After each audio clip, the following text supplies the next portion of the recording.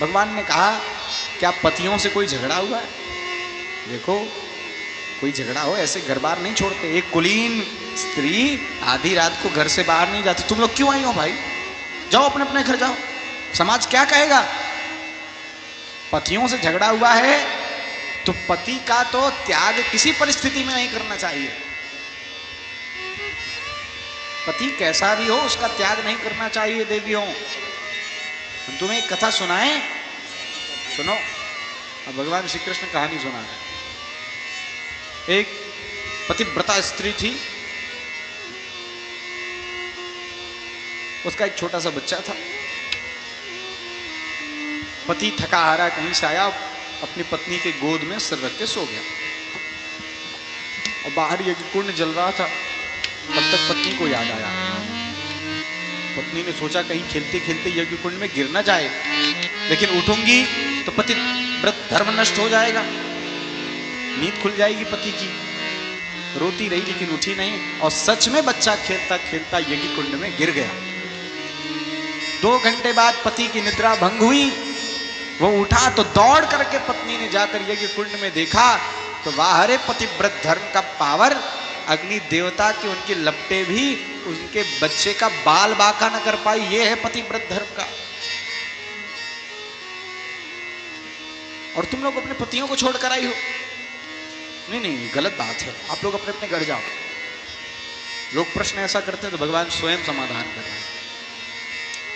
गोपियों ने कहा अच्छी बात है, अच्छे कथावाचक हो, अच्छी कहानी सुना लेते। हम भी एक कहानी सुनाएं क्या? भगवान ने कहा बिल्कुल सुनाओ।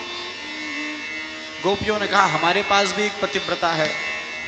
रोज सुबह उठती है, पति का पूजन करती है, चरण प्रक्षालन करती है, चरणोदक का पान करती है, तब कुछ खाती पीती है।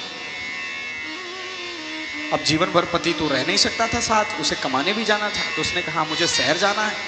पत्नी ने कहा बिना पूजन किए तो मैं तो पानी भी नहीं पीती हूँ, आप चले जाएंगे तो मैं क्या करूँगा, क्या करूँगी? पति ने कहा अच्छा। पति स्टूडियो गया, उसने खिंचाई फोटो लाकर पत्नी को दे दिया और बोला जब तक मैं नहीं हूं तब तक ये फोटो मुझे ही समझो और तुम पूजन करके खाना पीना करो। अब पति तो शहर चला गया, पत्नी रोज यही करे, फोटो की पूजा करे, उसके बाद कुछ खाए पिए। ऐसे ही बहुत दिन व्यतीत हो गया। एक दिन पूजन कर ही रही थी तब तक पति आ गया द्वार पर। उसने दस्तक लगाई। अब हम तुमसे पूछते हैं कि उस पत्नी को क्या करना चाहिए?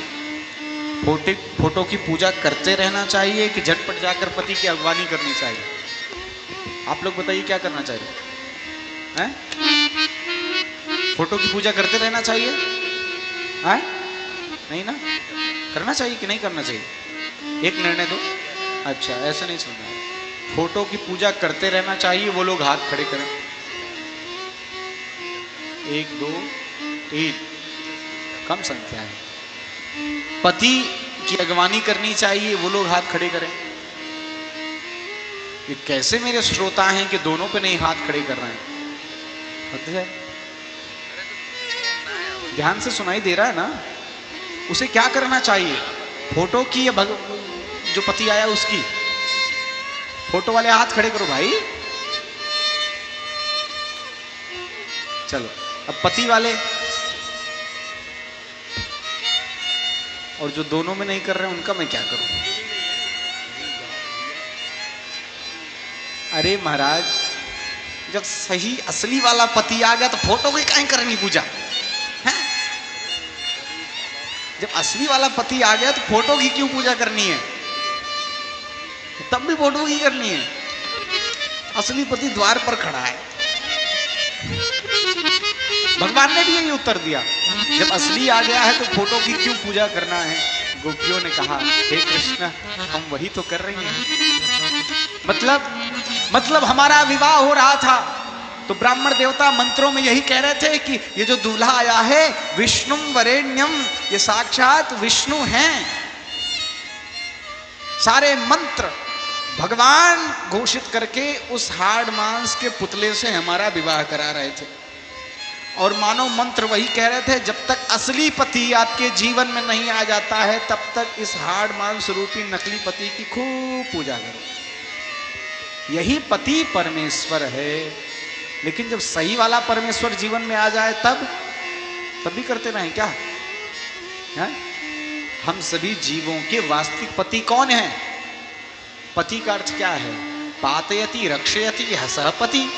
जो पालन करे, जो आपकी रक्षा करे, वही आपका पति है। तो हम सबका पालन और रक्षा कौन कर रहा है? भगवान कर रहे हैं। वास्तविकता में तो भगवान ही हम सबके सच्चे पति हैं। वो चाहे स्त्री हो चाहे पुरुष हो। यहाँ स्त्री पुरुष है ना, लेकिन इस संसार में एक ही पुरुष है और वो परमात्मा है। उन परमात्मा के अलावा कोई पुरुष नहीं है। मीराबाई जी वृंदावन में पहुंची, रूप सनातन गोस्वामी जी थे, स्त्रियों से नहीं मिलते थे। मीराबाई जी ने कहा दर्शन की अभिलाषा है। सेवकों ने कहा कि वो स्त्रियों से नहीं मिलते हैं। मीराबाई जी ने कहा हम तो यही सुन के आए थे कि एक ही पुरुष रहता है वृंदावन में, दूसरा कहाँ से आ गया, थोड़ा दिखा दो।